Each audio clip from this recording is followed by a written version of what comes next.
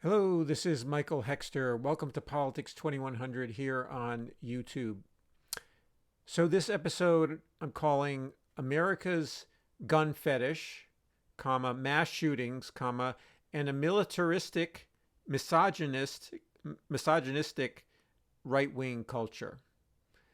So, the last sentence I'm referring to are generally our culture and the tendency, at least in the current formation of our culture, is that it tends toward the right wing, even though many people have attitudes, and most of the people, if you polled people, they're supporting various progressive actions by government. But in terms of the high ground of our culture, of the hegemonic system in our culture, pushes what would be a center left to left leaning population to the right in terms of their public expression, what's acceptable, uh, what is considered to be central and core to our identity as Americans. So there's a lot of different moving parts to this episode, but anyway, so I'm reflecting in part, obviously, on the mass shootings that have occurred in the last couple of weeks. Uvalde, uh, Buffalo, um, many others in different locations, in different contexts, not just in school shootings, shootings in hospitals, so forth and so on. So um, churches, there are a variety of contexts in which they happen, and obviously, so the common thread, which is should be obvious to people who listen to this podcast or videocast, is um, that it's about guns. It's about the guns. The fact that the United States has 400 million plus guns in private hands, which is you know a vast portion, way more than 50% of the guns in private hands of the entire world population. So, and among the population of the U.S., uh, is only a small fraction of people who own maybe 10 or 15 guns, or not a small. They're not a small group; they're a large group, but they're still maybe 10% of the population who own multiple guns, and so the number is the average number is not the same thing as the median in this case. But anyway, because most Americans do not own a gun, but still, we have a culture in which gun ownership takes um, a lofty position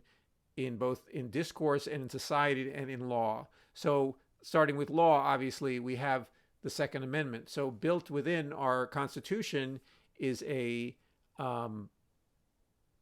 a flawed idea about gun ownership. And even if you interpret the Second Amendment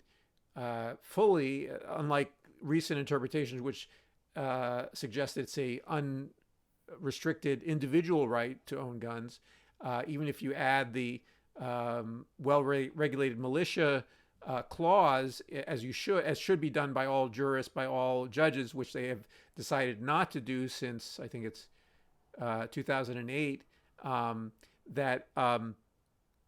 that exclusion of that is has made or of the well regulated militia portion of the Second Amendment. Even if you include that, that creates still this gap in the way the national sovereignty is exerted. In other words, it's unclear whether this right entitles people to rebel and to if something displeases them, create an armed insurrection against the government for any number of different reasons, whether it be the individuals, be they militias, and it was the militia portion was put in there, as we now know, um, or as we rediscover, because of the southern states wanting to have militias to put down slave rebellions in the 18th century and the 19th century, obviously. So, and therefore that that phrase that, and the thought was that the southern states were fearful that the central government wouldn't provide them with enough troops to put down slave revolts. And so anyway, so even in its better interpretation of the Second Amendment, the more restricted one, it creates a wiggle room for uh, the basically the creation of a largely peaceful, um, but still hierarchical in the sense of saying, in terms of having a sovereign a government that has the monopoly on the use of violence. But anyway, that it creates this wiggle room where um, people are super empowered by having the access to guns, by having this quote unquote right to guns, rather than, for instance, creating in most countries it's considered to be a privilege, which they don't necessarily ban gun ownership. In many countries, it's not banned, but you have to have a license. You have to do certain things to maintain your privilege, your licensure to own this gun. So and to use it in certain contexts. So that it immediately creates a more let's say cleaner or less contradictory hierarchy of powers in the government, and in the sense of that the government is supposed to be have a monopoly of over on force, and it's a monopoly of armed you know armed means to conduct the business of government, or to defend the country, to protect people, to also to apprehend malefactors, domestic and in the form of policing in some form or another, in the ideal form, obviously. But anyway, so the Second Amendment creates this wiggle room, but within that wiggle room is now flourishing then a gun fetish. So this and the fetish has sort of mushroomed in the last 50, 60 years, where people are have created a mythical. I mean, it on and off. It existed before. There was the myth of the cowboy and in the various the frontier and the armed frontiersmen, so forth and so on, who went out and either fought against native populations and or just went out and was a hunter and hunted down game, so forth and so on, with a gun. But the that culture has mushroomed and become an organized movement, a reactionary movement since the 1960s, and that is in fact a response to the rebellions of in the 1960s, including the black rebellions in the cities, and the quote unquote riots, or many of them were riots in cities and so forth and so on. And it created it stirred up this reactionary, neo-Confederate, white supremacist fear of either a rebellion of black people, or also just a armed, whether they could become armed or not, and that the Black Panther Party played with that in the 60s and early 70s, and in fact leading to gun control being instituted in California because of the prospect of armed black people in the culture in the society. So, but anyway, it's mushroomed into a whole mythical fetish. I've called it the cult of the Deadly Phallus, and it is taken on for people who have of varying degrees of mental stability, let's say, or various forms of personality, has taken on a central role in their own identity. And so and the ownership of a gun, the use of a gun, the fears that they either they harbor from either real experience, some of the people, and some people from imagined experience, in the sense of wanting to be this quote unquote hero, or this protector, or a shooter of bad guys, and also, or just simply, and in the worst scenarios, a racist who wants to shoot other people, and particularly black people, or Jewish people, maybe, or just the other in some form or another, and so the sense of an armed personality, and armor. Also, there's talking about guns. There's also a sense that the relationship of being armored and also having a gun, they go together. That the use of body armor, we see often these mass shooters have gotten body armor, or they and there's also a whole culture of the armored cop, the sort of who's wearing various forms of body armor. So, and some of this is understandable. So the militarization of the police is in part a response to the gun culture, and so it's a combined problem, and there are people who often focus on one or the other, and they need to be focused on together. And so overall, I think it's a gun. I'm using the word gun fetish as a different way to talk about this cult of the deadly phallus. There is an idea that people have about being a strong, protective adult person, or and that it's a childlike fantasy about that involves having this deadly phallus, this gun, and that immediately makes you. And in reality, and so there's a reality portion. In reality, owning a gun and using this loophole in our Constitution, or in the legal structure of our society, and especially strong in some states and so forth and so on, to acquire and to own then actual devices that give you power of life and death over, and potentially other forms of intimidation and over other people if you own them, and also that this is supposedly sanctioned by so you become a super individual or super citizen if you are a gun owner, and which is I'm quite sure the founders weren't intending this in the writing of the Constitution, but they also weren't excluding it either, and they didn't foresee this issue. But it has created this class of super individuals in law, legally, who can, with impunity, and that this is actually being magnified and enhanced, that the right-wing movement is attempting to enshrine in more and more laws this idea that you essentially only become a citizen or a full citizen if you are a gun owner, and for the matter, not just a gun owner, an open gun carrier. Okay, so literally carrying around a gun will make you this full citizen who has, all the power, so to speak, that they can acquire legally, and so this is wrong for a number of reasons, and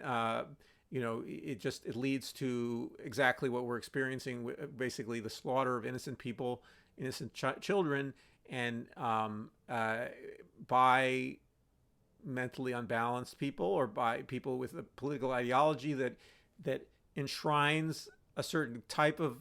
I would call it, mental unbalance into it, sanctions it, it rationalizes it, it creates this hierarchy, creating this hierarchy of where your ethnic group, is entitled to try to wipe out, or just to subjugate, or to have power of life and death over another group, sometimes a group internal to your group, in the sense of having power over women and women's bodies. That's an outgrowth of this, but some of it is about a fragile sense of uh, let's say power or masculinity, which requires this supplement, okay, of owning a gun, okay, and and not just masculine identity, also the reason why I call it the cult of deadly phallus is that phallus is a symbolic object. It's not just a penis. It's not just being a man with a penis or being a male and with a penis, but um, it's a fantasy object that also women associate themselves with, and they attempt to, as do the men, attempt to enhance that by association with a gun culture, either through association or by brandishing guns themselves, and so um, uh, or you know uh, encouraging that culture and participating in it, um, and this is a misconception about, I think, maturity, about power, and about protectiveness, and about also the full range of human experience, and adult human experience, which involves male and female experiences, and also experiences that are independent of one's, gender, sex, what have you, um, and and valuing those that are particularly helpful and useful to our situation, many of which are associated with the stereotypically feminine. They're not necessarily having to do with the physical experience of having ovaries and or vagina, so forth and so on. But it's about um, uh, um, those aspects of life that are about, let's say, cooperation, caring, nurturance, that are can be, any person of any gender, any sex can can deliver, or can deliver is a little bit crass way to put it, can enact, can give and receive, okay, and and so and those aspects of our lives are devalued terribly in our society, because we have this cult of the deadly phallus, where we think this hyper masculine, death dealing person is the most powerful, the most admirable, the most they should be most likely to be the leader, okay, and I've commented in previous video casts on, there are, women politicians who attempt to, the male politicians try to enact this in various forms, and there are variations. The Republicans, though, are the centrally try to occupy this cultish idea about being this. You have to be a strong person and a protected person. You have to own a gun, and you have to, and to be a leader, you have to be able to be a death-dealing person, okay, and you have to have this appendage, and you, which is deadly, and furthermore, in the far right, we even have the Nick Fuentes and his openly fascist crew, or the I think the Proud Boys, counseling people not to masturbate, literally making them angry and more aggressive, and so forth and so on, and also not using their actual equipment, their actual penises for pleasure, but having a weapon-like idea about sexuality, and a weapon-like idea about masculinity, and so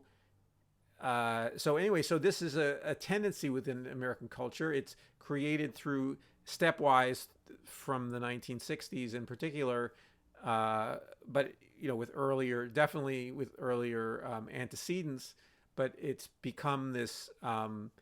this open cult that is now leading to 18-year-olds, the minute they turn 18, running out to the gun store where they can and buying semi-automatic weapons and enacting various fantasies of killing people, and enacting them and realizing them by killing other people, and then sometimes killing themselves, and obviously this is a product of, I'm not saying it's a product of their particular personal psychologies, which is obviously atypical, but it's not. It's in our culture, we arm people. We arm people within this the entire spectrum of human psychology, and we without entire background because of the way our laws have been structured and the politics, okay, in which, and this is where people who need to stand up for a different way of being, okay, a different way of being protective, strong leaders, okay, and being protective, strong leaders doesn't mean one wields a gun, okay, or a fantasy deadly phallus, okay, that in another form, okay, so that one can lead through love, through empathy, through planning for the future, for recognition of limits of humanity, limits of the globe, of its ability to sustain our lives, sustain the lives of co-evolved species. It means, so there's a whole step that needs to happen, and what I'm trying to do with this video is, and other videos like it, is to create a language where a space where people can move from the culture, the death culture of gun fetishism, to a life-affirming culture that is grappling with the real problems of society, grappling with the real problems of humanity, and also real personal problems, and not just on an individual level as well. But anyway, this gun fetish is very obvious. In some sense, it's so obvious that people are saying, well, you're saying something that everyone already knows, but they don't use these words, and they don't see the alternative. Okay, and what I'm trying to show by recognizing what we have now, that there are alternatives that are real, okay, and that are not, they don't entirely negate, okay, our current culture, in the sense of, I think there is a role in our society for the foreseeable future for people to, for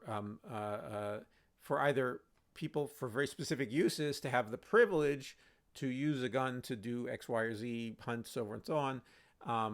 and also to for law enforcement to have those guns to do their job, so forth and so on. But we've so vastly overvalue gun ownership and gun possessing, and the supposed personal attributes of someone who is callous and is ruthless and essentially a killer, okay, and that the killer is somehow the more interesting and the more compelling and the more powerful person than the life giver, the life affirmer, the person who's stirring cooperation and between people, rather than fighting with arms, fighting with, or fists, for that matter, but is someone who is, and that is where we want to move as a society. But it doesn't mean we give up, whether self-defense or even armed conflict with some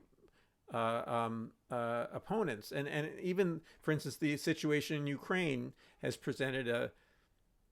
challenge for people who look for that life-affirming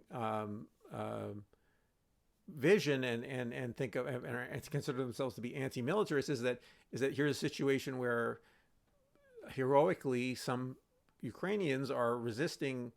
their invasion of their country, and they need military help to do that. And so it unfortunately sends us in a direction that is not this direction, this general direction that we should be going in, but in that particular instance, unfortunately, requires defense of that country against aggression from the exterior, from a larger country at its border. So that's again, it's reality is not, doesn't compact itself nicely